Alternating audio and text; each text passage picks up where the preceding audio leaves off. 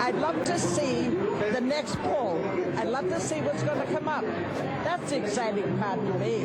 If I win, I'm happy. This is big money, for sure. How many times in your life do you get a chance to play for $500,000? If spinning the reels is like a roller coaster ride, then competing in a big bucks slot tournament is like a launch of the space shuttle.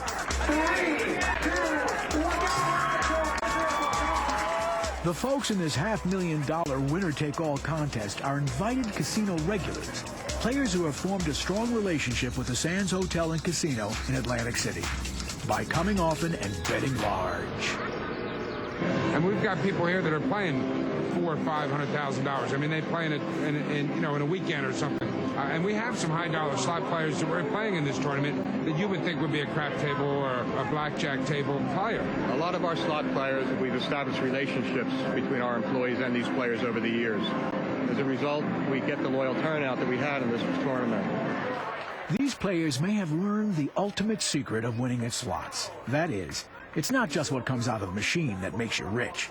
It's also the free stuff you get just for playing the game. When you're in a casino, you're not just playing the slot machine. You're playing the casino. The casino offers certain perks, certain returns, certain comps, certain freebies that you can get.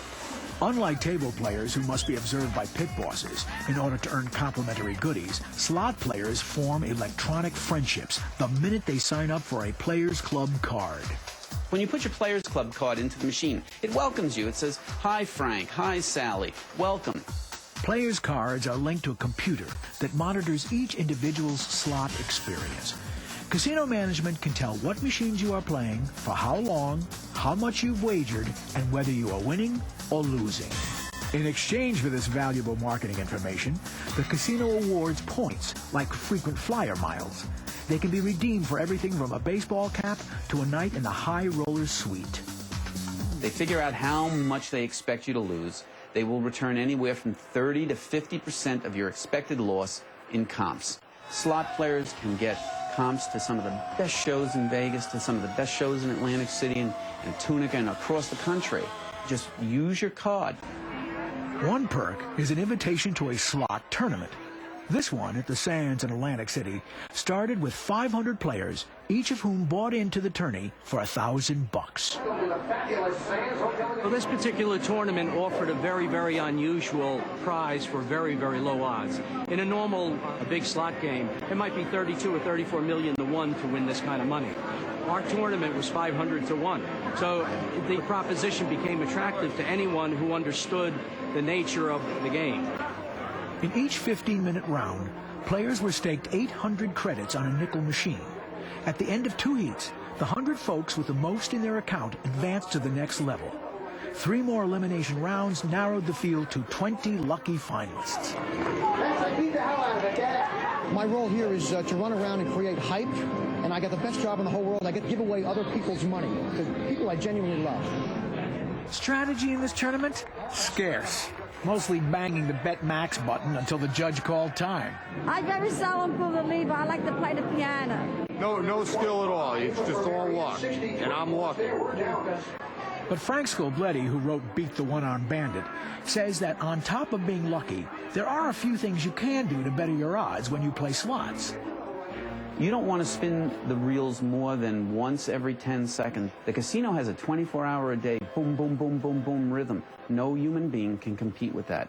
You have to establish your own rhythm when you play. If you're going to a casino tonight and you want your best chance of coming home with some money, the worst machines to play are the giant progressives. Most progressive machines will only return about 85% of the money put in them. This is called a return percentage. However, if you look for machines that are standalone machines, that are not linked with other machines, you have a very good chance of being at a machine that's returning 95 to 98% of all the money put in it. When you go to a casino, you have to have a game plan. If I'm up $250, I now want to come home with a win. What do? I still want to play. Take half the win. Put it away. Play with the other $125. When that goes, you go. The worst thing that can happen to any player is to have a win and give it back. It's the fish that got away. After 2 grueling days of fast-fingered frenzy, Sarah Timko is the winner of the Sands $500,000 Survivor Slots tournament. She, of course, chalks it all up to luck, like everyone else seems to when they win. Still, when luck takes a hike, some players like to imagine that the games are fixed, that the payouts are manipulated to unfairly favor the house. But state gaming commissions, not the casino, set limits on how much of your money a slot machine can keep. The regulations and controls over casinos have increased, and we send auditors out to the casinos.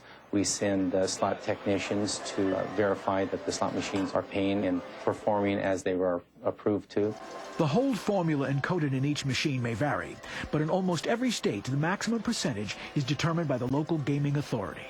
A state law requires that casinos do not hold more than 25%, which is a 75% payback to the public. The difference is that competition has moved it with the slot machines into the 90%, 95% range. A 95% payback might seem impossible when you've just blasted through a C note in what seemed like a heartbeat. But if you remember nothing else about slots, remember this. It's all about the math. That 95% payback is a theoretical one, calculated over a long period of time, not the few minutes or few hours you've been playing. Sure, it's unlikely that you will hit a big jackpot, but it will happen to someone.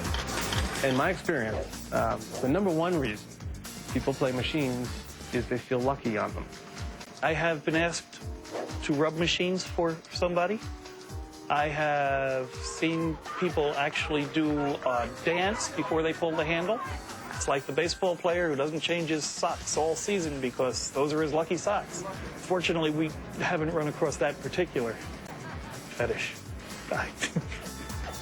People love to dream. They love to go to a casino and look at those huge jackpots and think, I'm going to win that. The only way to win a jackpot is to put the maximum coin in and to pray.